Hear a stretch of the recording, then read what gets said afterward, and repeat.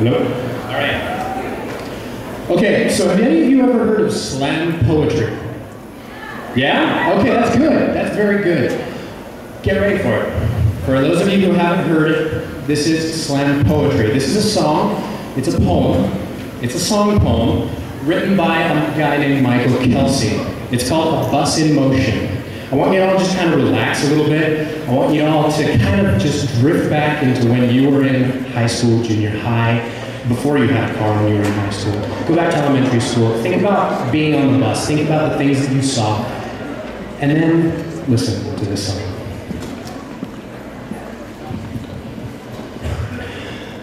So I was out for a drive the other day, passed by my old junior high school.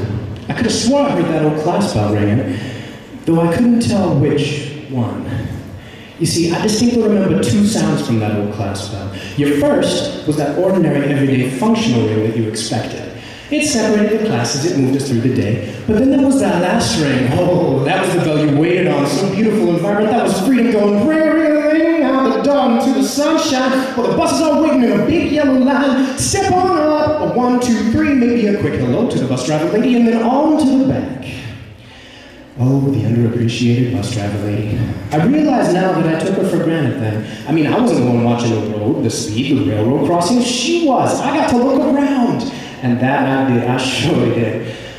First stop, I remember a big cornfield. That's what a quiet girl stepped off and began walking down a long dirt driveway that just seemed to disappear into the corn. I always assumed there was a house out there somewhere. She never said. She's quiet.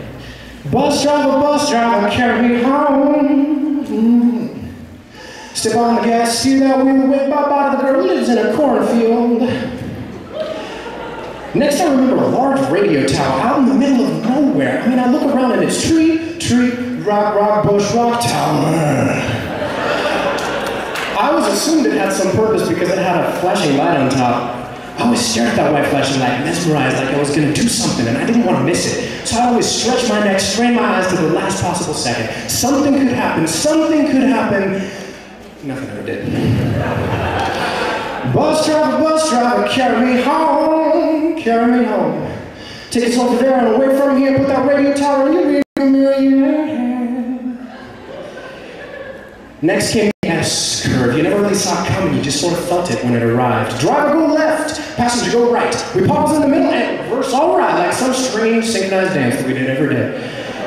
You know, I never really cared for that part for some reason, like it was a hassle, a useless waste of energy. Unless I had a motive, like I was sitting next to Karen McFadden. Bus driver, carry me home, round and round so gracefully, bringing us all together with your gravity, yeah. We roll like ba-ba-da-da-ya. So let's see, it's me, Karen the gravity, putting the radio tower in the rearview as we wait by the girl in the cornfield, and finally home, finally home.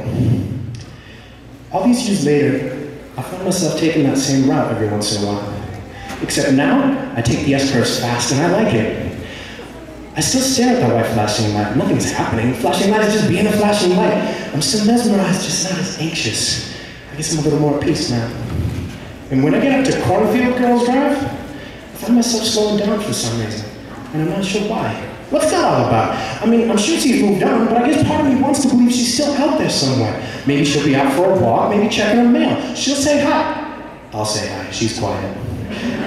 We might start talking about old times. She might invite me back to her courthouse for tea. Yeah, we might really hit it off. She might open up and start telling me things about corn I never knew or cared about. Like, did you know the average ear of corn has 800 kernels and 16 rows? I'd bring out my guitar and we'd play on through the afternoon till we're singing songs to the moon. Life would be simple. Life would be good.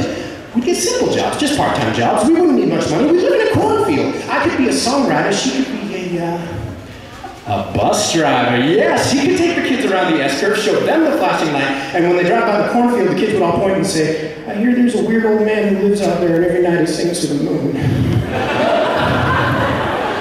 Life's got a strange way of making circles. I suggest you take the S-curves fast, and when bright shiny lights can bewilder you, I suggest you revel in those moments. And when you meet your cornfield people, I suggest having a cup of tea. You just might find we aren't so different after all. Because when I stop fixating on getting home and just enjoy the curves, the lights, and the people, I always seem to arrive home just fine. Now, I don't have the answers to the meaning of life, but something about this universe feels like a bus in motion. So I sing praises to the driver because I get to look around. I sing an adoration. It doesn't matter if there's anyone out there listening or not. I sing for me because it reminds me that I don't ever want to take this life for granted. So sometime around midnight, you might hear a song come bouncing off the moon, might wake you up, get your attention, kind of like my old class bell. At first listen, might sound like that ordinary everyday wind, rustling through the trees, or the corn stalks. But that last listen might sound more like, bus driver, carry me home, carry me home.